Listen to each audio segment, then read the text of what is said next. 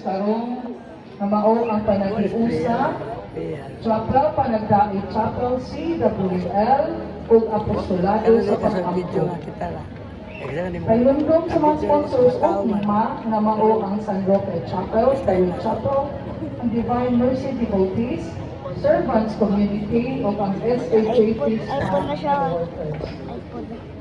Pinasingkasing na pasalamat alang sa atong years sponsors na mao sila si Marie Jean Alberto Gadera, Nerissa Samson and Family, Cherish Carcalaba, Cornelia Carcalaba, Josephine Cauba, Jeneline Carcalaba, Jerome D. Alisna, Maria Ivy Alonzo, Amay Peligro, Marek Silat, Ferdy Lisondra, Genesis Orbilio o Juniel Tumakto.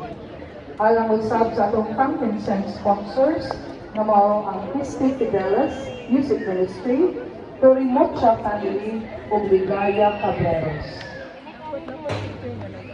Report sa Misa Digallo envelopes gikan sa Colbeta Chapel 2,380 pesos, sa San Antonio Chapel 2,290 pesos, sa AG Ladies 1,340 pesos, sa St. Anthony Mother and Child Hospital 1,700 pesos, sa MLG SFI 520 pesos, sa Legion of Mary